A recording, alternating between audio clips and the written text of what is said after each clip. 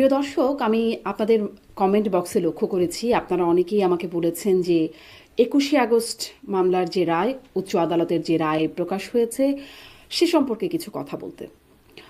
খুব বিস্তারিত বা খুব বড় করে কিছু বলবো না, তবুও যেটি আমরা দেখলাম যে হাইকোর্টের রায় বলা হলো নিম্ন আদালত বা বিচারিক আদালতের রায়কে অবৈধ ঘোষণা করে দেওয়া হলো এবং সেখানে সব আসামির বেকসুর খালাস দেয়া হলো, মুক্তি দেয়া হলো। অর্থাৎ মৃত্যুদণ্ডপ্রাপ্ত তৎকালীন স্বরাষ্ট্র প্রতিমন্ত্রী লুৎফুজ্জামান বাবর, আব্দুস সালাম পিন্টু সহ যারা মৃত্যুদণ্ড পেয়েছিলেন, যাবজ্জীবন কারাদণ্ড পাওয়া বিএনপির ভারপ্রাপ্ত চেয়ারম্যান তারেক রহমান সহ যারা যাবজ্জীবন কারাদণ্ড পেয়েছেন বা বিভিন্ন মেয়াদে কারাদণ্ড পেয়েছেন, তারা সবাই এখন মুক্ত, স্বাধীন, কোনো দায় নেই তাদের আর।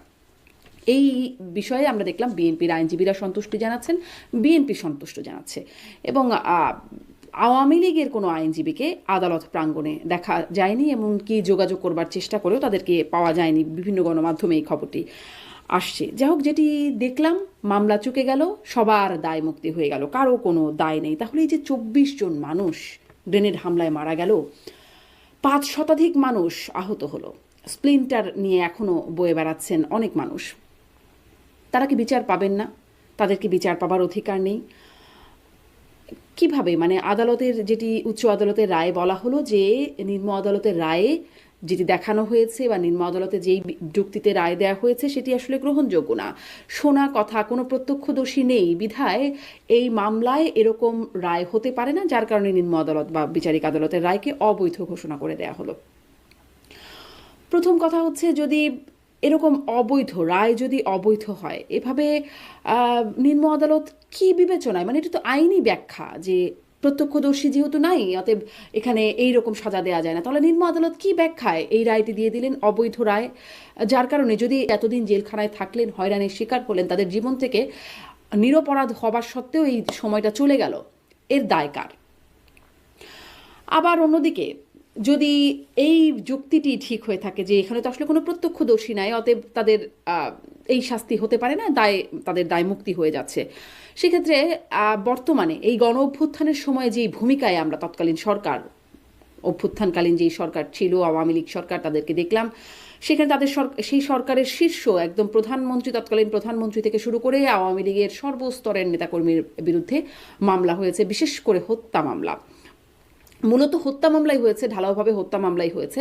তাহলে তো তখন এই প্রশ্নটিও আদালতে আসবে যে শেখ হাসিনা কি কাউকে গুলি করেছেন? কেউ তো দেখেনি শেখ হাসিনাকে গুলি করতে, মানে এরকম এরকম প্রশ্ন তখন এসেই যাবে। তাই বলে কি দায় মুক্ত হয়ে যাবেন? সাধারণ মানুষের এই কৌতূহলটি তো জাগেই যে দায়ী করবার জন্য ঠিক কি গুলি করে হত্যা করতে বা একদম হত্যা করতে দেখতেই হবে? আর যদি না দেখেন তাহলে কি সবাই দায়মুক্ত, একদম বেকসুর খালাস হয়ে যাবে? আচ্ছা, এখন হয়তো বলবেন যে এগুলো অনেক ধারণা কোর্টের বাইরে থেকে করা যায়, আইনের বিশ্লেষণ, যৌক্তিকতা, এই বিষয়গুলো আদালতেই হয় এবং সেগুলো এই পারসেপশন দ্বারা মানুষ কি ভাবছে তার দ্বারা নিয়ন্ত্রিত নয়। কিন্তু সেটি হলে আসলে খুব ভালো হতো, আমরা খুবই স্বস্তিতে থাকতাম সেই বিষয়টি হলে। কিন্তু যখন প্রত্যেকটি রেজিম বা শাসনকাল বদলের সাথে সাথে এই ধরনের মামলাগুলোর পুরোপুরি উল্টে যায়, তখন এই ধরনের সন্দেহ, এই ধরনের অনাস্থা মানুষের মনে জায়গাটা খুব খুব কি অযৌক্তিক। দেখুন, আমরা দেখেছি সেই ১১ তত্ত্বাবধায়ক সরকারের সময় শেখ হাসিনার নামে মামলা হলো, বেগম খালেদা জিয়ার নামে মামলা হলো। ক্ষমতায় গিয়ে শেখ হাসিনার সব মামলা উধাও হয়ে গেল, কিন্তু খালেদা জিয়ার মামলাগুলো রয়ে গেল, বরং আরও বেড়ে গেল। সাথে সাথে বিএনপির আরও নেতাকর্মীদের বিরুদ্ধে যে মামলাগুলো ছিল তার সাথে সেই মামলার ভার আরও বাড়তে থাকলো, বা মামলার সংখ্যা অনেক বাড়তে থাকলো, অনেকের শত শত মামলাও রয়ে গেছে, এরকম দেখা গেছে। কিন্তু এখন আবার দেখছি যে এখন প্রত্যেকের নামেই এরকম শত শত মামলা হয়ে যাচ্ছে, আওয়ামী লীগের একদম শীর্ষ নেত্রী থেকে শুরু করে বিভিন্ন স্তরের নেতাকর্মীদের নামে, মানে বিষয়টা বেড়েই চলেছে। আর বিচারের ক্ষেত্রেও যেটি দেখছি যে যেই ক্ষমতার পালাবদল হলো, বেগম জিয়া মামলার মানে শাস্তি মওকুফ হয়ে গেল, তারেক রহমান একের পর এক খালাস পেয়ে যাচ্ছেন, বিএনপির নেতাকর্মী থেকে শুরু করে তখন যারা বিরোধী দলে ছিলেন এখন তারা সবাই কম বেশি ছাড়া পেয়ে গেছেন, খালাস পেয়ে গেছেন বা যাচ্ছেন বিভিন্ন প্রক্রিয়ায়। অন্যদিকে যেটি বলছিলাম, একদম ঢালাওভাবে মামলা হতে থাকছে আওয়ামী লীগের শীর্ষ থেকে একদম নিচু স্তরের কর্মীদের বিরুদ্ধেও। অতএব আসলে প্রশ্নটি জাগেই যে বিচারটা কি আইনের শাসনে কি সব কিছু চলছে, নাকি ক্ষমতার শাসনে, যিনি ক্ষমতায় থাকছেন তার শাসনেই আসলে বিষয়গুলো হচ্ছে। এবং আমি ভাবছিলাম বলবো যে একটা সিনেমা ছিল, হিন্দি সিনেমা দেখেছিলাম, মনে পড়ে সিনেমার নাম হচ্ছে নো ওয়ান কিল্ড জেসিকা। সিনেমার ঘটনাটি এরকম থাকে যে একটি মেয়ে, তাকে হত্যা করা হয় এবং সেই হত্যাকাণ্ডের বিচার প্রক্রিয়া যখন যাওয়া হয় তখন দেখা যায় হ্যাঁ মেয়েটি হত্যাকাণ্ডের শিকার হয়েছে, সে খুন হয়েছে, কিন্তু পুরো প্রক্রিয়া শেষে দেখা যায় আসলে, এই জন্যই সিনেমাটির নাম এভাবে রাখা হয়েছে, দেখা যায় যে আসলে কেউই হত্যাকারী হিসেবে নাই, কারোরই কোনো দায় পাওয়া যাচ্ছে না। নানান রকম পলিটিক্যাল প্রেশার, ক্ষমতার ব্যবহার, অপব্যবহারে এমন একটি রায় আদালতের কাছ থেকে আসে, যেই জন্য এই সিনেমার নাম নো ওয়ান কিল্ড জেসিকা, কেউই জেসিকাকে হত্যা করেনি। সেরকমই একটি ব্যাপার হয়ে দাঁড়াচ্ছে যে এরকম একটি ঘটনা ঘটেছে, 21শে আগস্টের ঘটনা ঘটেছে, কিন্তু কেউ এরকম ঘটনা ঘটায় নাই, কেউ এর দায়ে দায়ী পাওয়া যাচ্ছে না। এখন তাহলে যেটি আমি ওই সময় প্রশ্ন করছিলাম, তাহলে কি যারা ভিকটিম, অপরাধের শিকার, তারা বিচার পাবে না? সংবিধানের 35-2 অনুচ্ছেদ বলে, আমি একটু পড়ি, অনুচ্ছেদে কি বলা আছে, এক অপরাধের জন্য কোনো ব্যক্তিকে একাধিকবার ফৌজদারিতে সোপর্দ বা দণ্ডিত করা যাইবে না।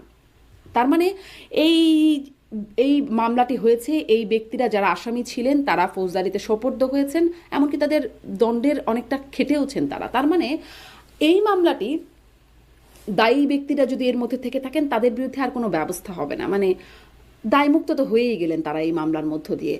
অপরাধীরা, যারা অপরাধী আছেন তারা আসলে আর আইনের আওতায়, যদি নতুন কোনো অপরাধীকে ধরে নিয়ে না আসা হয় তাহলে যারা এই মামলার আসামি ছিলেন তাদের বিরুদ্ধে আর ব্যবস্থা নেবার কোনো আইনগত জায়গা থাকে না। এখন আইনি ব্যাখ্যায় আরও কোনো কিছু ভবিষ্যতে করবে কিনা, হবে কিনা, সেটি আসলে ধারণা করতে পারি না, কারণ যেটি আমি একটু আগেও বলছিলাম, আইন আসলে সময়ের সাথে সাথে ক্ষমতার পালাবদলের সাথে সাথে আইন আদালতের চেহারাটাও একরকম বদলে যায়। রাজনৈতিক, আমাদের দেশের রাজনৈতিক সংস্কৃতি, রাজনৈতিক ইতিহাসের মোড় ঘোরানো একটা ঘটনা 21শে আগস্ট। এখানে অনেক আলোচনা হয়েছে যে এটি কিভাবে সম্ভব, রাষ্ট্রযন্ত্র জানবে না, রাষ্ট্রযন্ত্রের কোনো মদত থাকবে না, এরকম একটা এত বড় ঘটনা দিনে দুপুরে হয়ে যাবে, এটি কিভাবে সম্ভব, এটিতে পরিকল্পনা ছাড়া এরকম ঘটনা ঘটা সম্ভব না, সেটি নিয়ে অনেক আলোচনা আছে। আমি সেই আলোচনায় খুব যেতে চাই না, কিন্তু দেখুন বর্তমানে যিনি আইন উপদেষ্টা ডক্টর আসিফ নজরুল, তিনি আসলে এই প্রসঙ্গে কি বলেছিলেন একটি সাক্ষাৎকারে, সাংবাদিক খালেদ মহিউদ্দিনকে দেয়া একটা সাক্ষাৎকারে ডক্টর আসিফ নজরুল, যিনি বর্তমানে আইন উপদেষ্টা, তার বক্তব্যটা একটু শুনে আসি। আমি আপনাকে ফ্র্যাঙ্কলি বলি, যদি আপনাকে প্রশ্ন করেন যে এটার সাথে কি সরকারের কোনো শীর্ষস্থানীয় মহল জড়িত ছিল কিনা, অবশ্যই ছিল। এটা হতে পারে না, এত বড় একটা আক্রমণ ঘটনা ঘটে সরকারের কোনো মহলই জানে না। সেকেন্ড কোয়েশ্চেন, আপনি যদি বলেন বিএনপি কি এই হত্যার ঘটনা 21শে আগস্ট আক্রমণ ঘটনা ধামাচাপা দিতে চেয়েছে, অবশ্যই চেয়েছে। তারা জঘন্য রকম ভাবে ধামাচাপা দিতে চেয়েছে, হাস্যকর ভাবে ধামাচাপা দিতে চেয়েছে, এবং অবশ্যই সরকারের কোনো না কোনো ক্ষেত্রে জড়িত ছিল। দেখছিলেন দর্শক ডক্টর আসিফ নজরুলের বক্তব্য, তিনি বলছেন বিএনপি জঘন্য রকমভাবে, তিনি বলছেন যদি ফ্র্যাঙ্কলি বলছেন যে বিএনপি জঘন্য রকমভাবে, হাস্যকরভাবে ধামাচাপা দিয়েছে, সরকারের শীর্ষস্থানীয় মহল অবশ্যই জড়িত ছিল, এটি হতে পারে না, এত বড় ঘটনায় সরকারের শীর্ষ মহল না জেনে হয়েছে, যেটি আমরা শুনলাম। আমি আবারও একটু সেটি উল্লেখ করলাম যে কিন্তু কিছুই তো পাওয়া গেল না, কারোরই কোনো সম্পৃক্ততা নেই, কেউই এইরকম ঘটনায় দায়ী না, নো ওয়ান কিল্ড জেসিকা, মানে কেউই 21শে আগস্ট ঘটনাটি ঘটায় নাই, নাকি 21শে আগস্ট আসলে দিনটি ছিল না, এরকম একটা সিনেমার কথা হঠাৎ মনে পড়ে গেল, সেটিও একটা হিন্দি সিনেমায় ছিল যে একটা দিন ক্যালেন্ডার থেকে মিসিং, সেরকম একটা বিষয়ও কি হয়ে গেল কিনা, যে 21শে আগস্ট দিনটি ক্যালেন্ডার থেকে উধাও হয়ে গেল।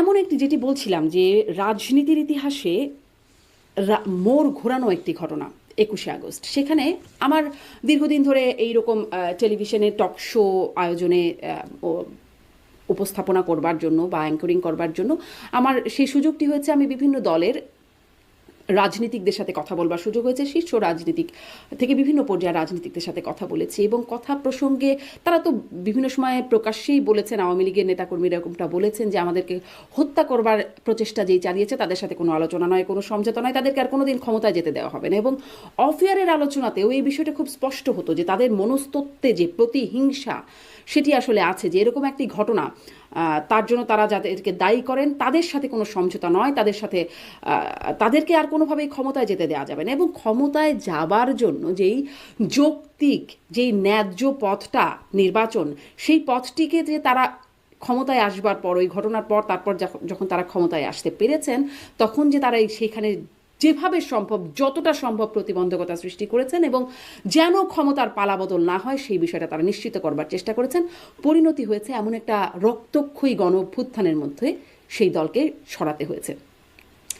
এই কারণেই কিনা আমাদের রাজনৈতিক দলগুলোর মধ্যে এই জায়গায় চলে যাচ্ছে বা চলে গেছে যে কোনোভাবে ক্ষমতায় যেতে পারলে ক্ষমতাটাকে আঁকড়ে ধরে থাকতে হবে, কারণ ক্ষমতার থেকে বিচ্যুত হলেই পরিণতি ভয়াবহ হয়, ক্ষমতা নয় কারাগার। এইরকম একটা বাস্তবতায় যেন আমাদের রাজনীতি দাঁড়িয়ে গেছে। এমনকি সেদিনও শুনছিলাম বৈষম্য বিরোধী ছাত্রনেতা সার্জিস আলম, তিনি বলছিলেন যে যদি আমরা ব্যর্থ হই তাহলে শেখ হাসিনা আমাদের কারো অস্তিত্ব রাখবে না। ব্যর্থ হই মানে কিসে কিসে হয়তো সফলতার কোনো মাপকাঠি থাকতে পারে, কিন্তু যদি ক্ষমতাচ্যুত হয়ে যান, সেটি যদি হারিয়ে যায়, দখলটি যদি চলে যায়, তাহলে তাদের পরিণতি কী হবে, এরকমই হয়তো ভাবতেন আগের আমলের যারা শাসক ছিলেন বা তার আগের আমলের। আমরা বরাবরই দেখেছি ক্ষমতা আঁকড়ে ধরে রাখার প্রবণতা। যাই হোক, দুঃখ বা আফসোসের বিষয় হচ্ছে এটাই যে এরকম একটা ভয়াল, এই 21শে আগস্টের ঘটনার আগে ভয়াল শব্দটি ব্যবহৃত হয় যে ভয়াল 21শে আগস্ট, এরকম একটা ভয়াবহ ঘটনা ঘটলো, কিন্তু কাউকে বিচারের আওতায় আনা গেল না। সবাই দায়মুক্ত হলেন। বিচার প্রার্থীরা বা যারা শিকার, অপরাধের শিকার, তারা রয়ে গেলেন বিচার বঞ্চিত।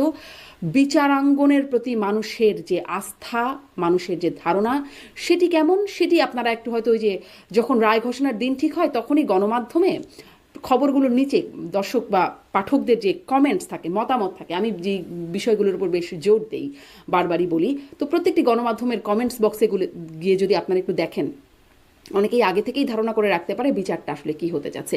এই ধারণাটা একটা জাতির জন্য খুব ক্ষতিকর, যে যার উপর যেখানে সর্বোচ্চ আস্থা থাকার কথা বিচার বিভাগ, সেই জায়গাটির উপর যদি মানুষের আস্থার সংকট হয়, সেটি আসলেই খুবই চিন্তার বিষয়। খুবই এরকম একটি ঘটনা তাহলে কি আমাদের দেশে বিচারহীনভাবেই রয়ে যাবে?